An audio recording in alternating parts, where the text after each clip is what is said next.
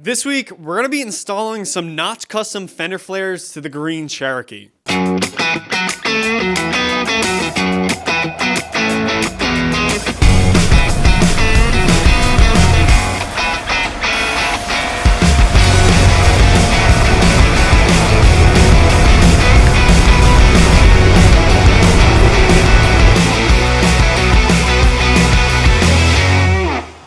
This is going to be part one of a big build series. No, not a build series. Redemption series, reclamation series, rebuild series. What is the word I'm thinking of? I don't know. I guess we're going to call this a rebuild series. We have been completely beaten on this thing and taking it on trails that has no business being on for the past year, and it's starting to show. We took this thing on the Rubicon earlier this year. We went to Moab multiple times on this thing, and like I said, going on trails that this thing wasn't built for, or the intention when we built it wasn't to go on these tough trails. When we built this thing two and a half years ago, the intentions we had for it was to be an overlander, and that was it. Now this year we crossed over to the Rocklander world, and like I said, it's starting to show. This thing needs some work done. I keep looking over here at this quarter panel. This quarter panel was the last straw. We did this along with some other damage back on the pickle in Moab, and like I said, this is the last straw. We gotta do a lot of work to this thing now because I don't think the tougher trails are stopping for this thing. I think we're just getting started. So the first step I'm taking is we ordered some Notch Custom Fender Flares. We're still waiting for them in the mail, but before we can put them on, we need to do some body work. So the first step to these Notch Custom Fender Flares, I don't even have them yet, but we're gonna be pulling out this dent. I think I'm gonna be able to do a pretty good job pulling the dent. If we can't, we'll be throwing on some color match armor and you won't even be able to tell the dent was there. So I went and bought this stud puller, and we're gonna get to work. Now before I started pulling this dent from the outside, I pulled the plastic interior piece to see if I could push out some of this dent from the inside, but right away I realized that was a no-go. There's a lot going on inside the driver's rear quarter panel and no room to work, so we're gonna be doing all of the work on the outside. I got a suggestion from someone on social media to make a long flat tool that can be tack welded along the contour of the quarter panel and use a slide hammer to better pull out the dent, so that's exactly what I did. I welded a nut with the same thread pitch as my slide hammer to the new tool I made, so now I can use my existing slide hammer with this new tool. This is the same idea behind the stud puller, but this should make it a lot easier to pull out a large portion of the dent, and then we can still use the stud puller to fine tune the quarter panel and get it as close as we can back to the original shape. This metal is very thin, so we're definitely going to be adding some quarter panel armor onto the bottom piece at least. I'm not sure about the top yet, we'll see. I tacked it on the top in 4 different spots. Let's see how that pulls out. Maybe we'll have to hit some on the bottom. I sped this up because you can better see how well this dent is actually being pulled out. I was pretty surprised because I didn't think it was going to work this well. I also found that the thin metal of the inside wheel well was folded over pretty badly from this dent. I took a hammer to it and it immediately started to straighten out.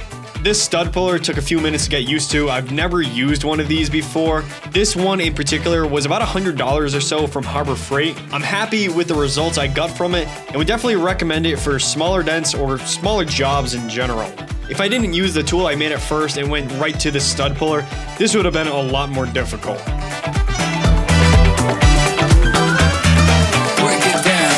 I also used the same tool I made and ratchet strapped it to a stationary object bolted to the concrete.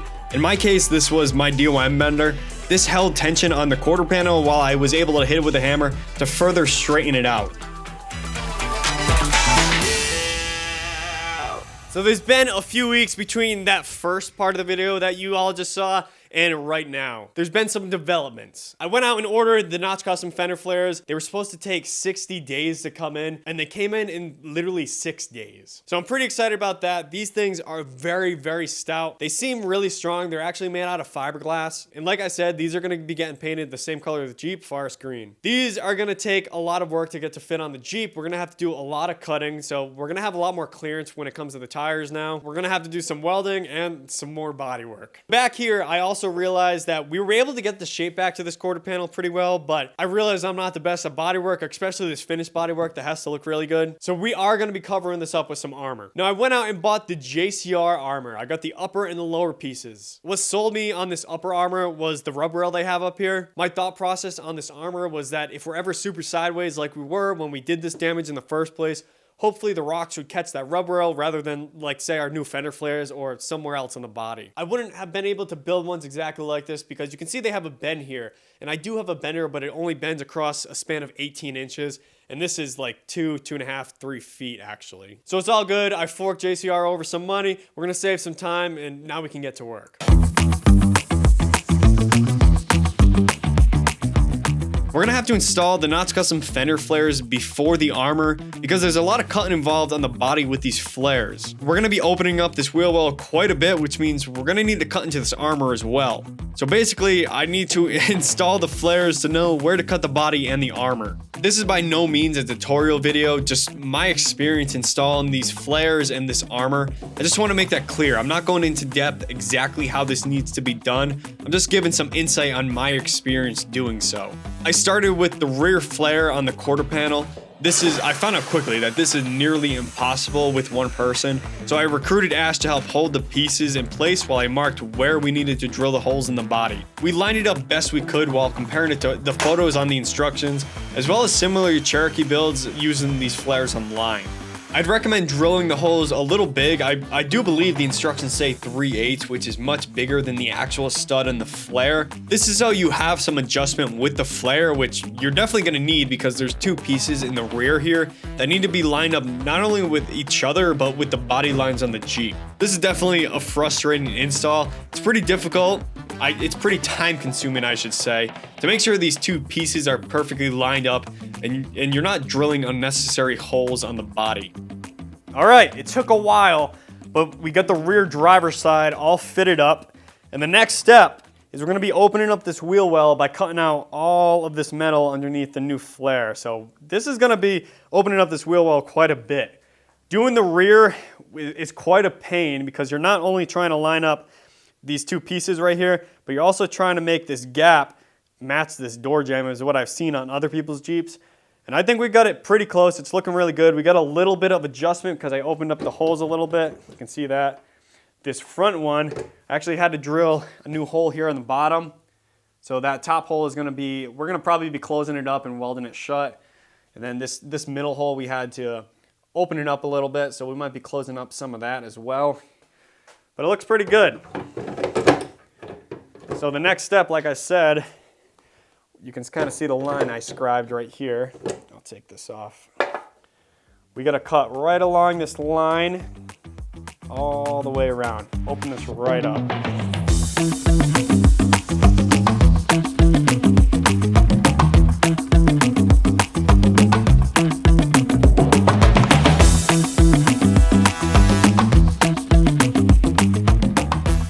So this is always a tough thing to do, is break out the cutting wheel or the Sawzall and cut out clean metal, but it has to be done. Makes it a little easier that, I mean, it's only a Cherokee, but still, I mean, like I said, it's tough to cut out all this clean metal. You can see we took a lot of structural integrity out of this rear quarter, but we will be fixing that. We're gonna have that armor on here, and we're gonna be welding a lot of this back together as well. So now that we just made this big cut all the way around, we gotta go ahead and separate the outer fender well from the inner fender well. These two fender wells are held together by a series of pinch welds right here along this edge. We gotta go ahead and find all of those and basically cut another slit right through them every so often at every single pinch weld, and then this outer fender well should separate and come right off. I don't know if that makes sense, but you'll see what I'm talking about.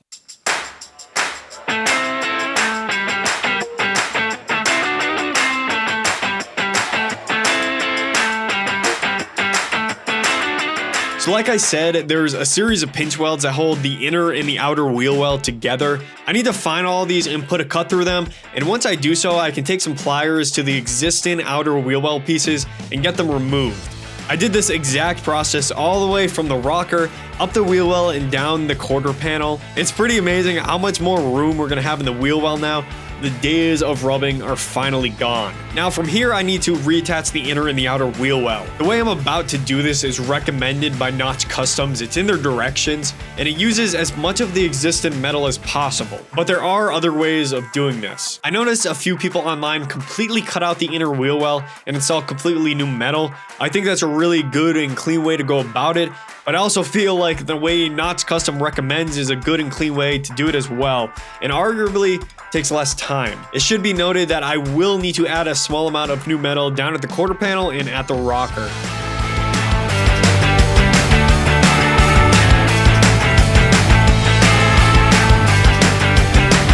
I cut the existing inner wheel well pieces to length and then got to tacking the inner and the outer wheel well back together. You can see the strips of inner wheel well I have here. I'm just doing 2 to 3 tacks per strip. I'm not doing a full bead, that would distort the body quite a bit. And in the future, we'll be cleaning this up, adding some body filler, some paint, and it should look and function really well. So these 35s are definitely gonna be too small now. They'll probably be able to stuff into this fender well, no problem if we're out on the trail. Just by looking at this, we're definitely probably gonna be going with some 37s. We're not gonna be using these wheels. We're gonna get rid of the JL wheels and we're gonna be using the steel bead locks from the red Jeep. These JL wheels push this tire way into the wheel well. We don't want that. We wanna be more stable on the trail. So those bead locks should push this out quite a bit. The fender flare back here doesn't go down as far as the quarter panel armor. That's just how they're made. I made sure to cut the quarter panel at a harsher angle down here where it's not covered by the fender flare. Just so once we put a bigger tire on here, it has no chance of contacting that tire. We've got a lot of room in this wheel well now. It opened it right up doing this. It's pretty exciting. And now we're gonna move on to the quarter panel armor. This armor is the final piece of the puzzle. I'm almost done with the rear here. I mean, I've got to do the same exact thing to the other side, and there's a lot of finish work to do still. But right now, I just want to get all these pieces loosely installed and move on to the front. In a future video, we'll be coming back to the rear, well, and the front for that matter, for all the finish work.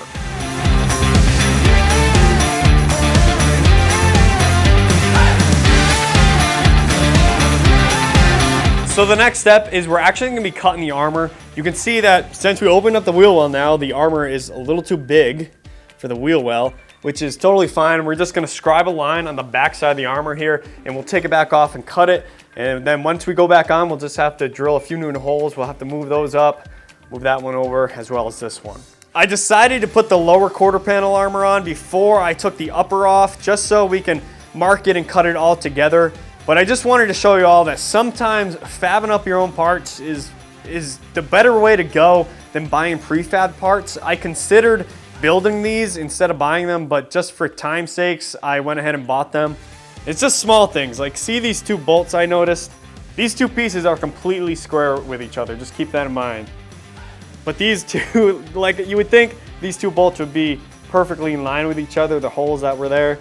But they're not, so I mean, it's not a problem, it's just gonna bug me. These 2 as well, but this one can't go back any further because there's something blocking it on the inside of the quarter panel. So I understand that, but that's just gonna bug me.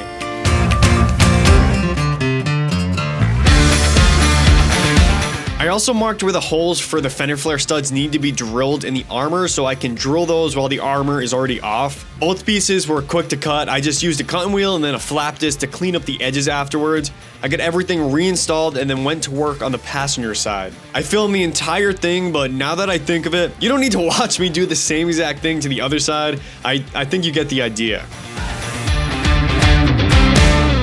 With that being said, this brings us to the end of the video. Obviously, this is not ready. We still got a ton of work to do, but we're seeing a little bit of progress. We still got tons of body work to do. We've got a lot of work to do on this wheel well under here. We still got to cut out some metal for this rear quarter and for the rocker up here, but we're gonna save that for a different video. Also, I almost forgot, we're gonna have to shave down this rear flare, the rear quarter panel flare, because since it's sitting on the armor now, it kind of bumps it out further out than this front piece. So next time we work on the rear here, we're gonna have to probably take a sander to it, I think, and get it to sit flush with this front piece again. But like I said, that's gonna wait. I wanna move away from the rear now and work on the front flares. The front, in my head at least, it should be a lot easier. Not that the rear was tough, but there are 2 pieces here to line up with each other, and the front is only 1 piece. So with that being said, in the next video, we're gonna be working on the front, and eventually, in a future video, we'll be getting back to the rear. Once again, this This is the Green Cherokee Resurrection build series. I'm really excited. We're gonna be doing a lot of really cool things to this, stuff that should have been done quite a while ago. By the time we're done, this is gonna be a completely different Jeep. As always, we appreciate y'all for watching. If you haven't already, consider subscribing. We love seeing all the new subscribers, the new likes on every video, and the new comments. We go through every single comment. We appreciate y'all for watching. We'll see you on the trail, and we'll see you next time.